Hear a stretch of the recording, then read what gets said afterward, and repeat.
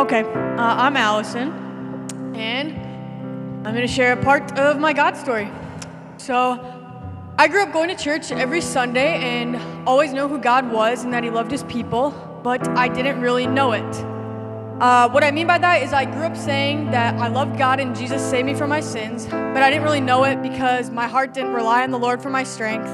I didn't rely on Him for my direction in life or for my example to live by. I know of a God as a deity who created us and loved His creation, not someone to depend on, have relationship with, and to follow. My faith was essentially based around the church and the community I had around me growing up. I was very active in the church all throughout growing up. I would acolyte almost every Sunday, attend Sunday school, serve at events, and completed confirmation in my 8th grade year. Life was going pretty good for your average church girl. That was until it wasn't.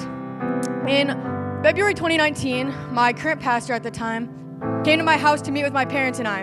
My parents decided they didn't want me in the meeting until they spoke with my pastor first, so they met with her and another previous pastor upstairs while my siblings and I were downstairs in our basement. My current pastor then decided to tell my parents that she had a vision at a spiritual retreat about me dying.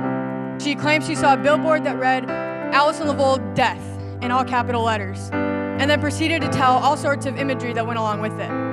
She then tried to pry out causes for this vision and questioned my parents' parenting of me and all the things that I would do and was involved in. My parents were at a loss. They began replaying every single moment of my first 15 years of life, trying to decipher where they went wrong and why God would want me to die.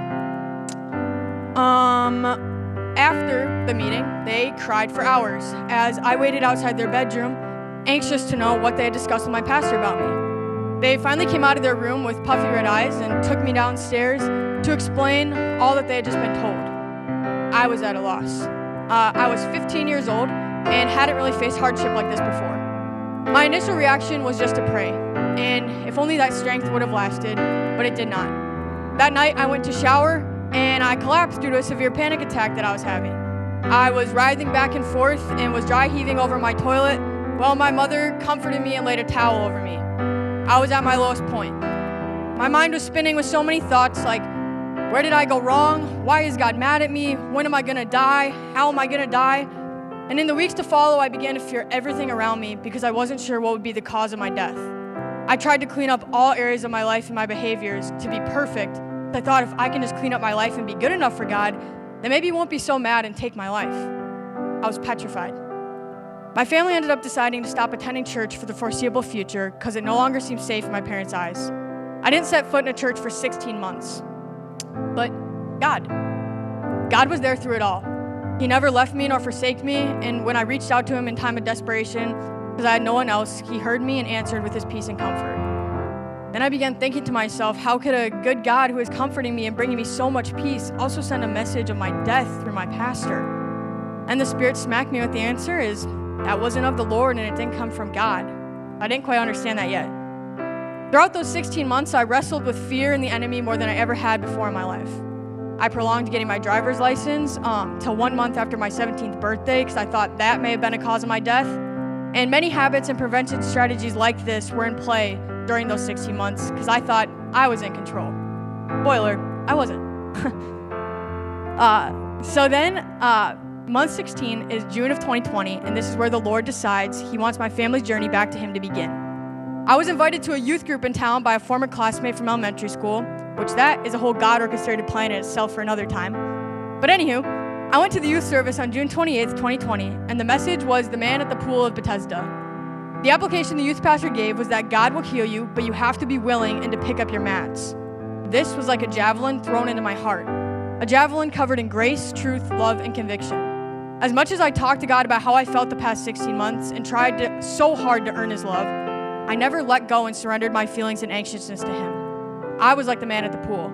The man laid next to it for 38 years, and someone always beat him to be healed first in the pool. Then finally, Jesus comes and asks him if he wants to be healed, and the man says, of course, and Jesus instructs him to pick up his mats. For me, the pool was the salvation and freedom God wanted to give me through His Son. It was always sitting there, but I never accepted it because I always felt I needed to be better or somehow earn it. When in reality, it was there for me the whole time, and the burden I was carrying could have been taken off my shoulders the moment I decided to say yes and pick up my mats. Needless to say, I was crying in the club that night and went home and cried a whole lot more because I was overwhelmed by how God had revealed so clearly the message he wanted me to hear. This was the new beginning of my family's journey back to God. After that one Sunday night in June, my life was forever changed, and I began to seek the Lord more and more. At this time, my parents and siblings really had no desire to attend church or anything, so I was pursuing this journey, just me and God. Through this, I began finding a newfound hunger for the Lord. I attended youth group every week and church Sunday mornings and was serving throughout the church. Yet my family was still weary about the whole church thing.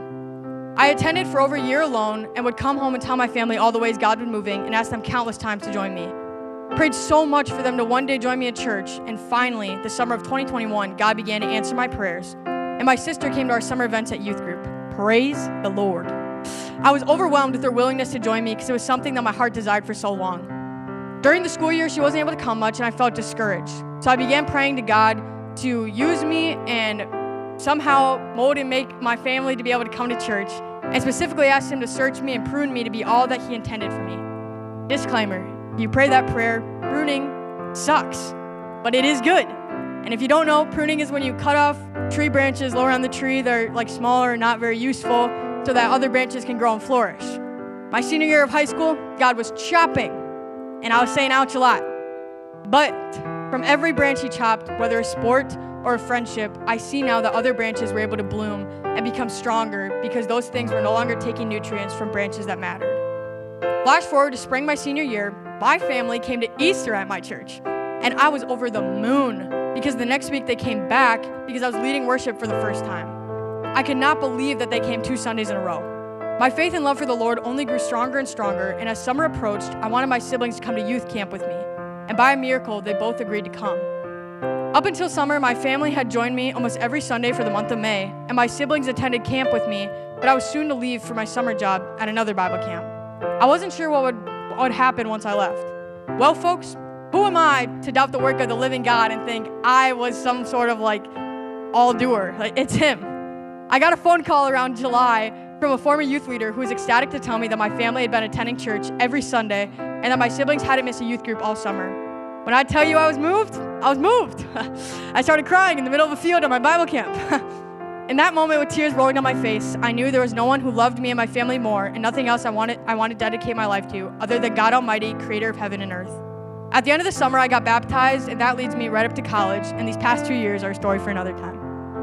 All in all, this is my reason for sharing these pieces of my testimony is not to stand up here and to babble about my life, but truly to stand here and speak to the truth of the evident working of the living God in my life, and to share with you what he has brought me through. I don't know who I'd be if I didn't have a relationship with our Creator. In retrospect, I'm honestly thankful because if I didn't go through what I did, then my family wouldn't have gotten out of the lukewarm cycle we were in and wouldn't be at where we are today. To after 4 years of prayer and attending church, I can with an abundantly thankful heart say that my family regularly attends church each week and my siblings are pursuing relationship with the Lord of their own. You guys, just take 2 things away from this if you would.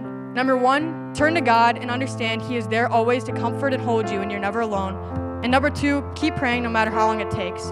It's been 4 years, and I'm still praying that my parents can let go of the hurt of the last church and pursue God in a relationship of their own. Thank you.